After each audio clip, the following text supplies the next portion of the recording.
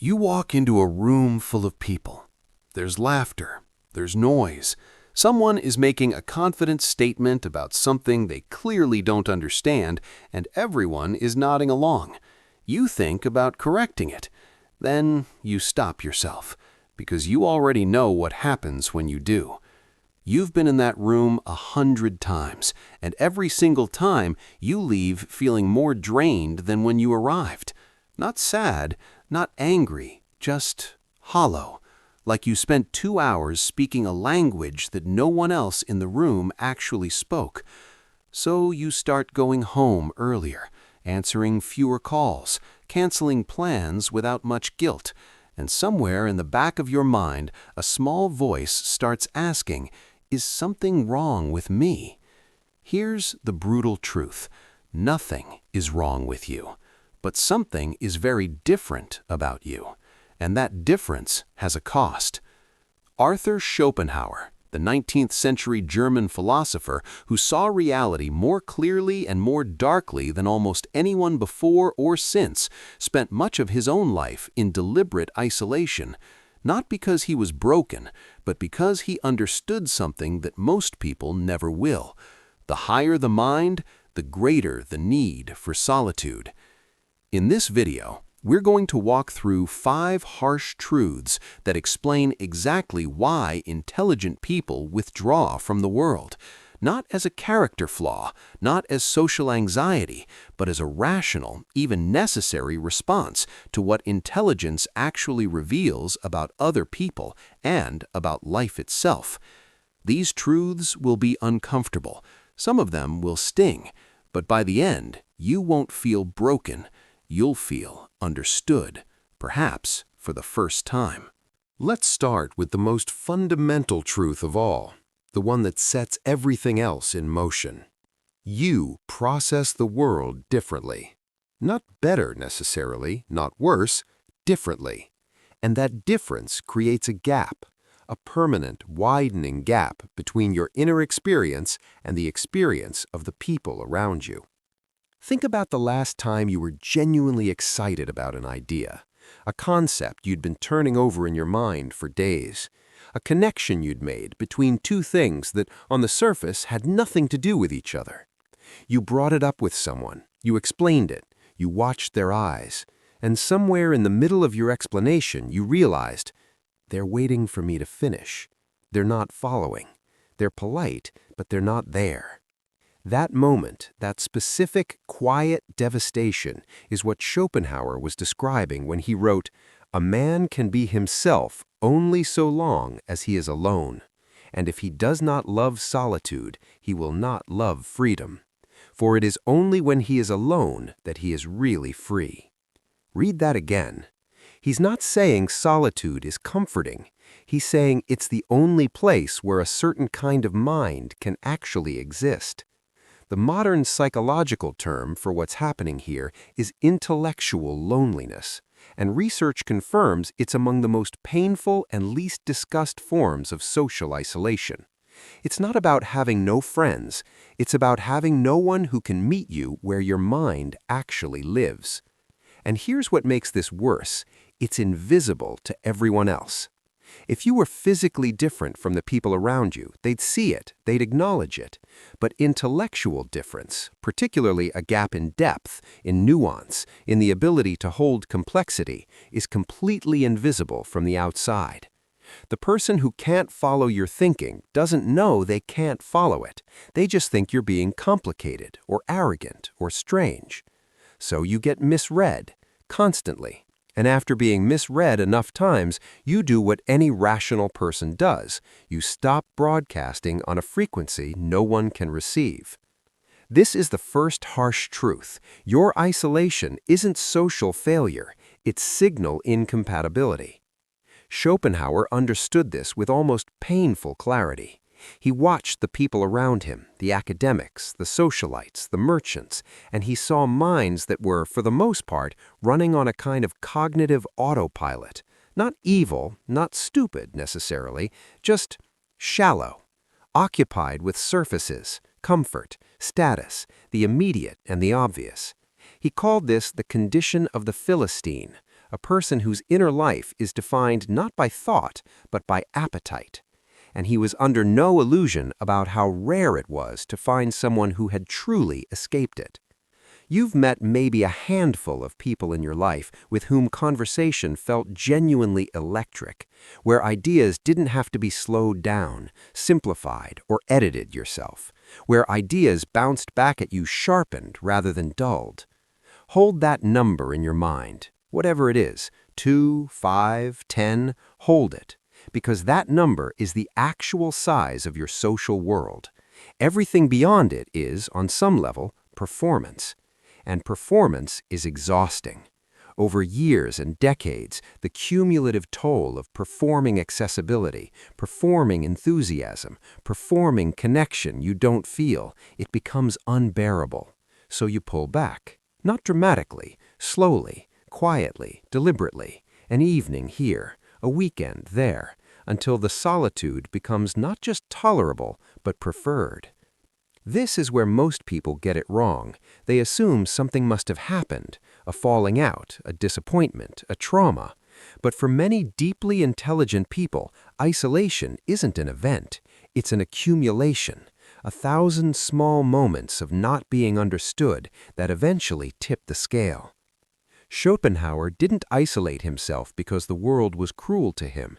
He isolated himself because he finally stopped pretending the world could give him what it simply didn't have. That distinction between cruelty and incapacity is everything. There's a specific kind of suffering that belongs almost exclusively to people who think too deeply. It's the suffering of clarity. Most people move through life wrapped in a comfortable layer of illusion, the illusion that hard work always pays off, that relationships are built on genuine love rather than mutual utility, that the social structures they participate in, the office hierarchy, the friend group, the family dynamic, are held together by something meaningful rather than habit and fear. You've seen through those illusions. Maybe gradually, maybe all at once. And once you've seen through them, you can't climb back inside them. You're on the outside of a glass wall, watching everyone else live in a warmth you can no longer feel. Schopenhauer called this the difference between representation and will. The world as it appears, beautiful, meaningful, purposeful, and the world as it is, driven by blind, relentless, unconscious striving, the will, a force with no goal, no destination, just endless motion for its own sake. He wrote, "The world is my representation, but the world is also my will." And once you understand what that means, once you feel in your bones that all the noise and motion of human social life is just the will expressing itself in slightly fancier costumes, it becomes very difficult to take any of it seriously. This is the second harsh truth. Intelligence, taken far enough, becomes disenchanting. The Dunning-Kruger effect, the well-documented psychological phenomenon where people with limited knowledge dramatically overestimate their competence, explains something important here.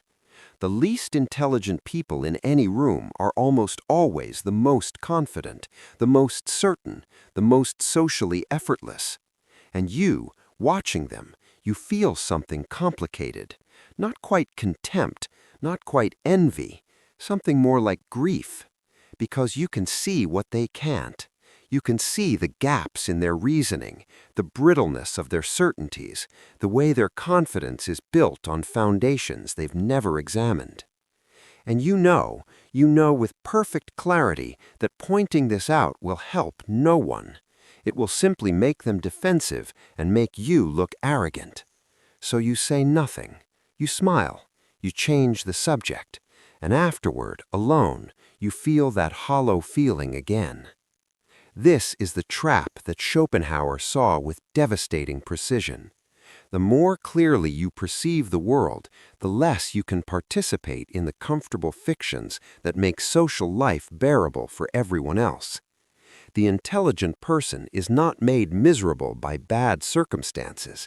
They're made miserable by accurate perception. And this extends beyond ideas. It extends into people themselves. You've probably had the experience of meeting someone and within minutes sensing something, a performance, a hidden agenda, a hurt they're covering with humor, a contempt they're papering over with charm.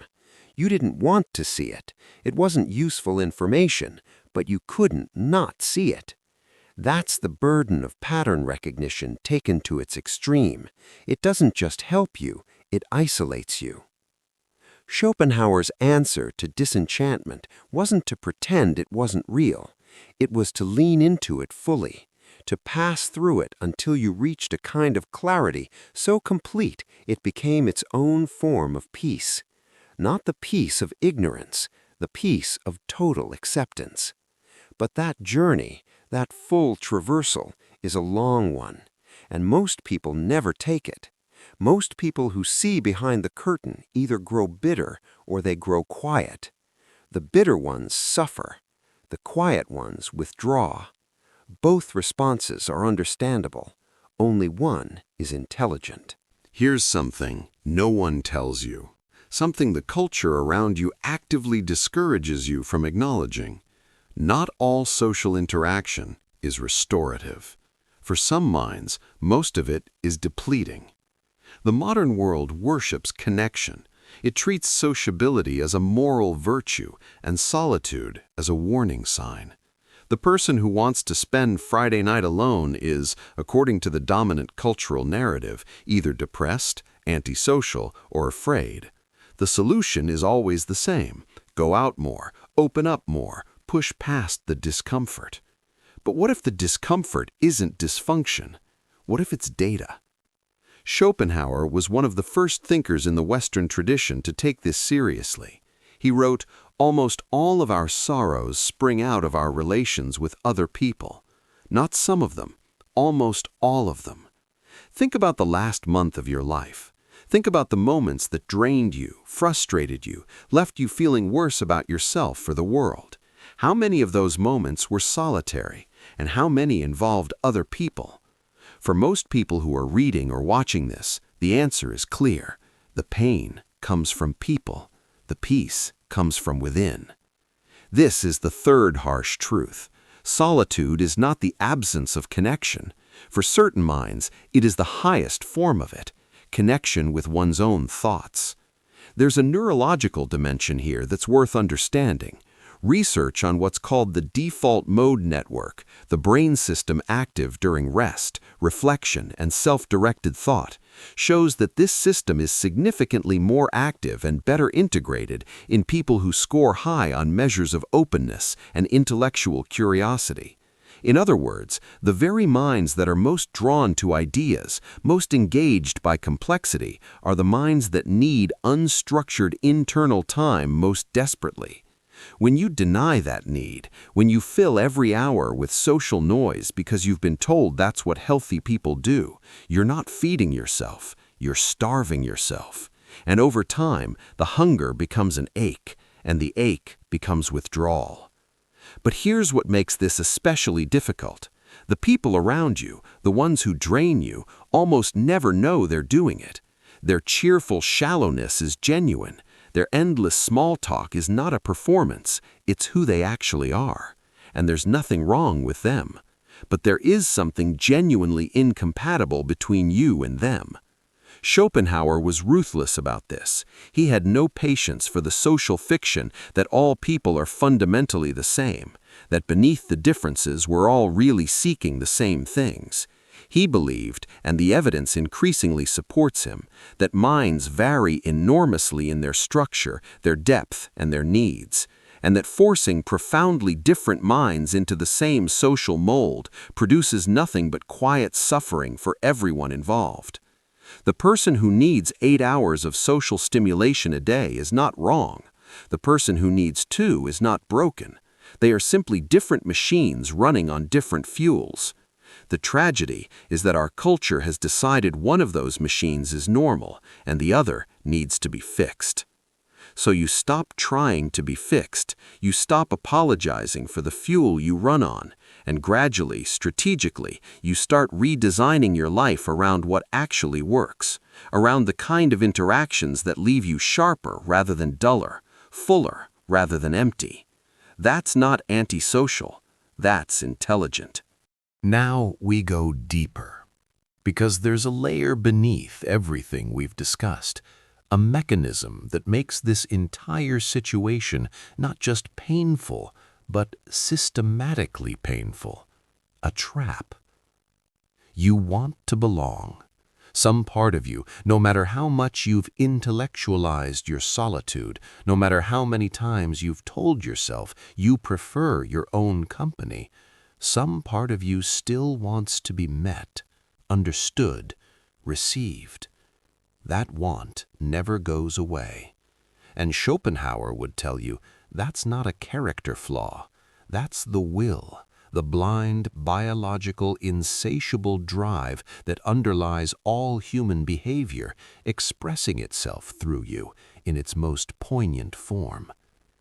He wrote that human life swings like a pendulum from pain to boredom and back again. Fulfill a desire, and it doesn't bring peace. It briefly reduces pain, then vanishes, leaving only the next desire in its place. The need for belonging is no different. You reach for it, you almost touch it, a moment of genuine connection, a conversation that actually lands, and then it's gone, and the wanting returns. This is the fourth harsh truth.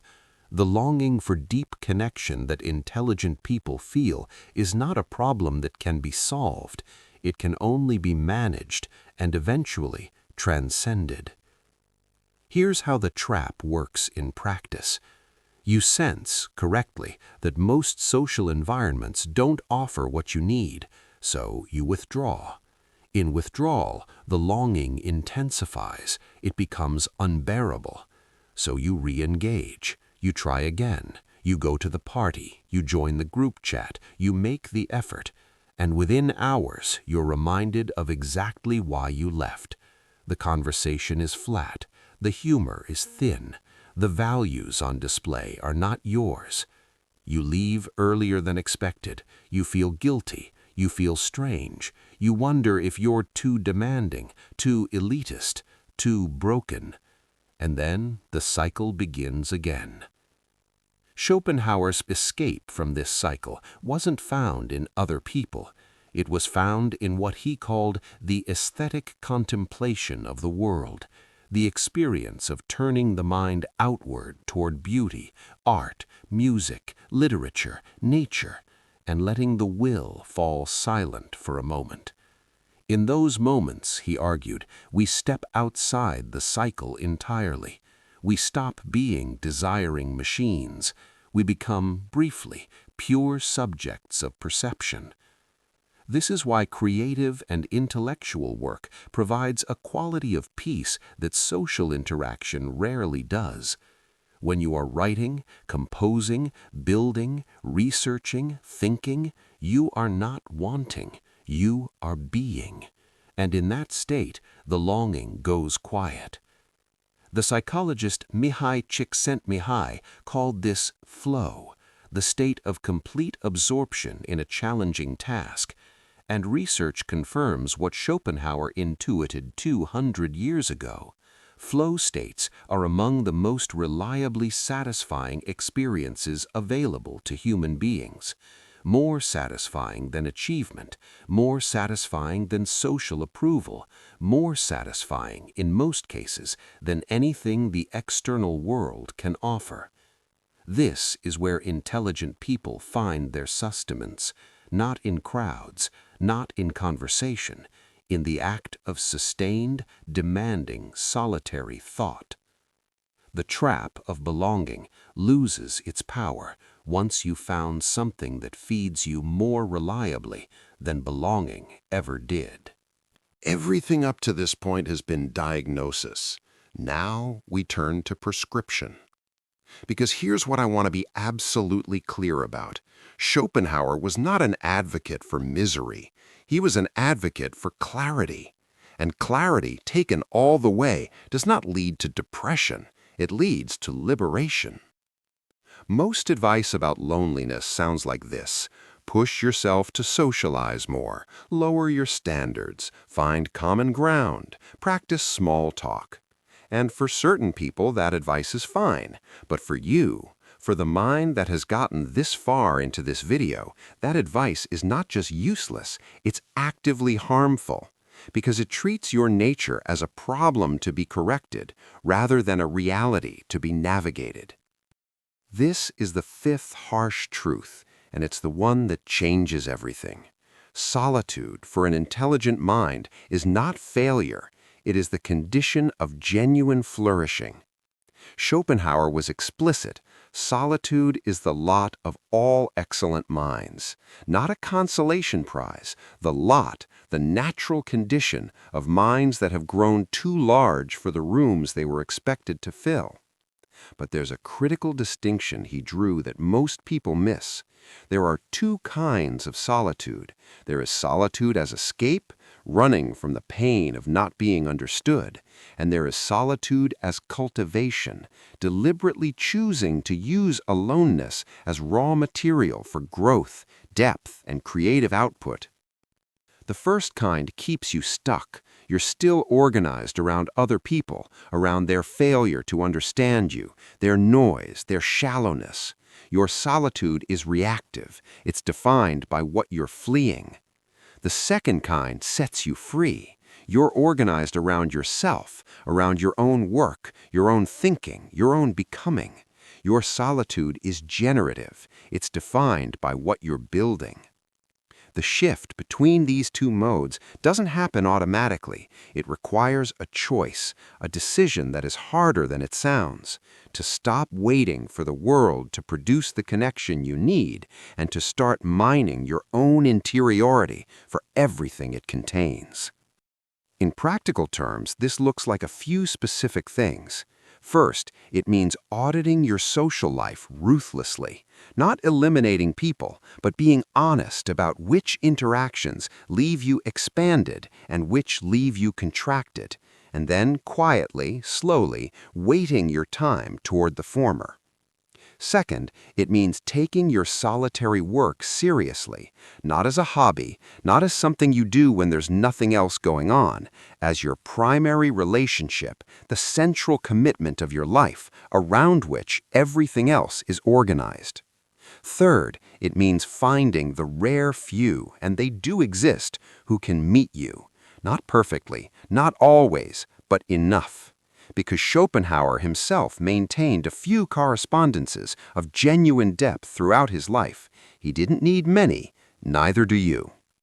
And fourth, and this is perhaps the most counterintuitive thing I'll say in this entire video, it means developing genuine compassion for the people who can't understand you. Not contempt, not pity, compassion. Because the Philistine, the shallow, the comfortable, the unexamined, is not your enemy. They are simply living at the level of consciousness available to them. Schopenhauer understood this, and his contempt, when it came, was not the contempt of superiority. It was the contempt of grief.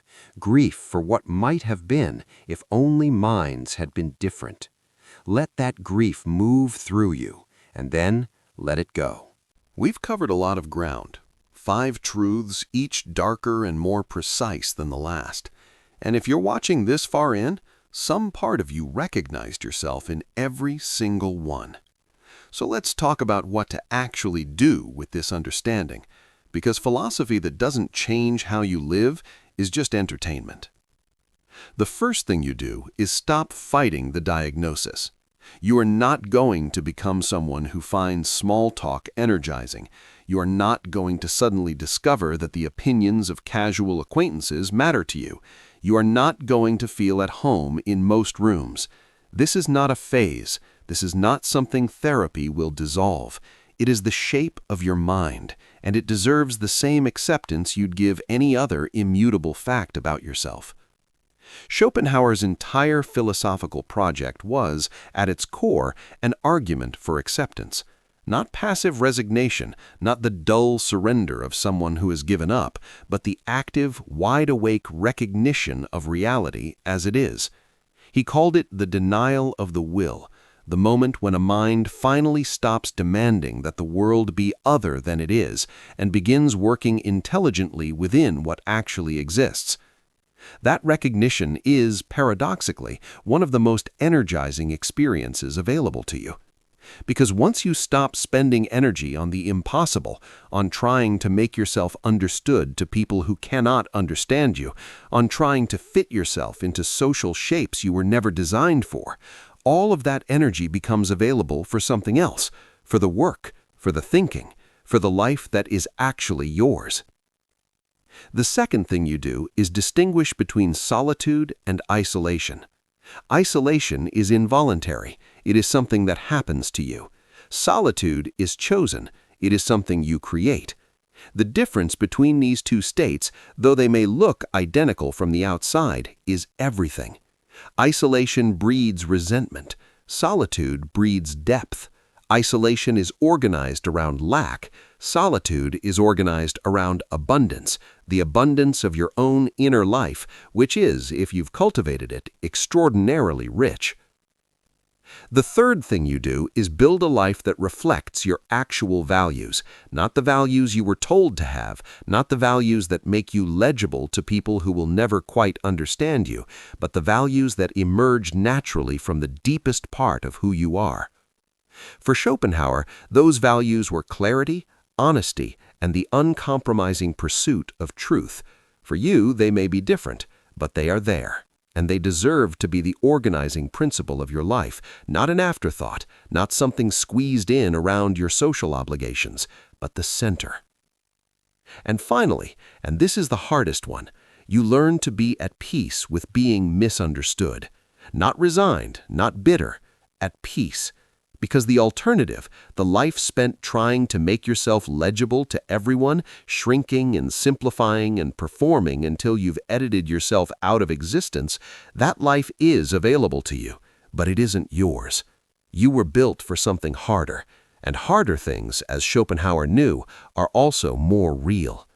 Accept it. You will never fully belong in most rooms. Accept it. You will be misread, underestimated, and occasionally dismissed. Accept it. Your need for solitude is not a weakness. Accept it. It is the price and the signature of a mind that sees clearly. Let me leave you with the culminating truth, the one that everything else has been pointing toward. You've been taught by your culture, your education, perhaps your family, that the goal of a human life is to belong, to connect, to be loved and understood by as many people as possible, that the lonely person is the failed person. Schopenhauer looked at this belief, this deeply universally held belief, and said, no. The goal of a life well lived is not to be understood by many. It is to understand truly. And true understanding of the world, of yourself, of the nature of reality is not a social achievement. It is a solitary one. It happens in the quiet, in the margins, in the hours that everyone else fills with noise that you've learned to fill with thought. This doesn't mean you don't love people. It doesn't mean connection is without value. Schopenhauer, for all his famously prickly temperament, valued genuine intellectual companionship enormously. He simply refused to dilute it. He refused to accept the cheap substitute, the warm, meaningless chatter of people who share your air but not your mind, as the real thing. And in that refusal, there is something worth claiming.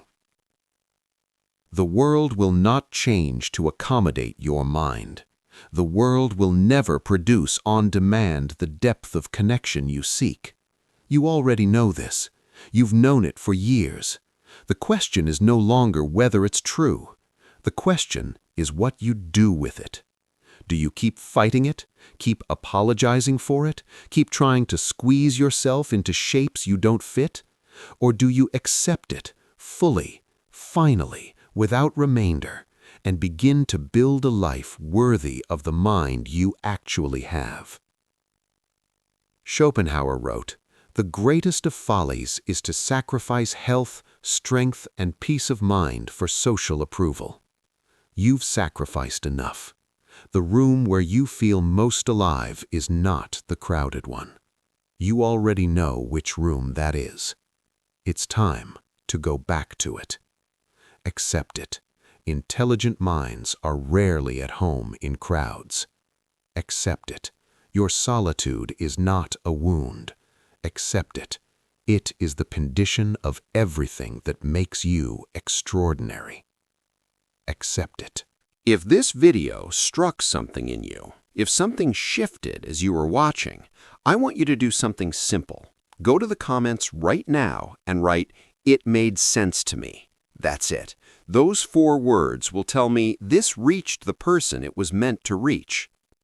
If you're someone who wants to go even deeper, to use the kind of meditative, focused solitude we talked about today, not just as rest, but as a genuine tool for understanding, I've included some resources below this video on contemplative practice and philosophical journaling. These are the tools I've found most useful for converting solitude from empty time into generative space. And if you're new here, if this is the first time you've encountered this channel, consider subscribing. Every video on Thought Architect exists for the same reason this one does, to give language to things you've always sensed but never quite heard said out loud. You are not broken. You are not failed. You are simply a certain kind of mind living in a world that wasn't built for you. That's not a reason to despair. It's a reason to be deliberate. Now go be alone, brilliantly, productively, unapologetically alone.